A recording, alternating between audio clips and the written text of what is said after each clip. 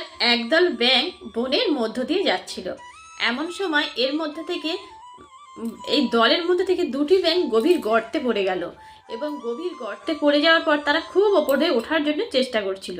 তখন উপরে থাকা যে আরো ব্যাঙগুলো ছিল তারা বলল, দেখো তোমরা বৃথাই চেষ্টা করছো, ওপরে উঠে আসতে পারবে না, কারণ এই যে গর্তটা না খুব গভীর গর্ত, এখান থেকে উঠে আসা খুব কঠিন।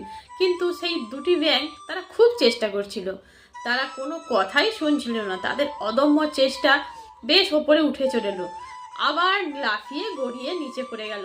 তখন উপর থেকে আরো ব্যাঙ যারা ছিল তারা চিৎকার করে বলতে থাকলো, তোমরা এত গভীর গর্ত থেকে উঠে আসতে পারবে না, তোমরা বরং মৃত্যুকে বরণ করে নাও, তোমাদের সেটাই ভালো হবে। তো তাদের চিৎকার শুনে তাদের মধ্যে একটি ব্যাঙ আশা ছেড়ে দিয়ে গর্তে পড়ে গেল। আর যে একটি ব্যাঙ ছিল সে আরো চেষ্টা করতে লাগলো, সে আরো চিৎকার মানে ওদের চিৎকার শুনে আরো জোরে জোরে লাফাতে শুরু করলো। তো এক পর্যায়ে যখন লাফাতে চেষ্টা করছে তখন ওপর থেকে তারা বলছে, তুমি মৃত্যুকে বরণ করো, তুমি এই আশা ছেড়ে দাও, উপরে উঠে আসতে পারবে না।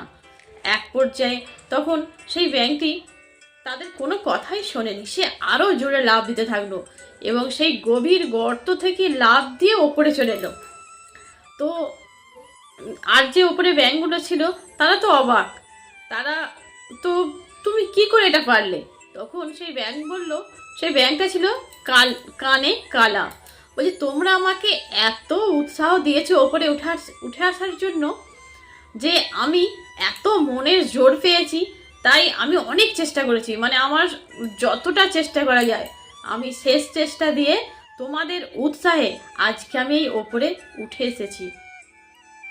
তাই এই মানে গল্প থেকে এমনই আমরা শিক্ষা পাই, যদি মানুষের খুব কঠিন সময় মানে সময় আসে, সেই সময় যদি মানুষকে আমরা একটু উৎসাহ দিই, তাদেরকে একটু সাহায্য করি বা তাদের মনের যদি শক্তি যোগাই, তারা কিন্তু সেই দুঃসময়ে তারা অনেকটা মনোবল আর শক্তি পায়। এই ব্যাংকটিকে কিন্তু সেই উৎসাহ ওরা দেয়নি, ওরা দিয়েছিল ওর যাতে মৃত্যু হয়, কিন্তু ব্যাংকটি কানে কালা ছিল বলে ভুল শুনেছিল। কিন্তু মূল কথা হচ্ছে উৎসাহ যদি কাউকে দেয়া হয়, সে অনেক অনেক মানে নিম্ন জায়গা থেকেও উঠে আসতে পারে সেই শক্তিতে।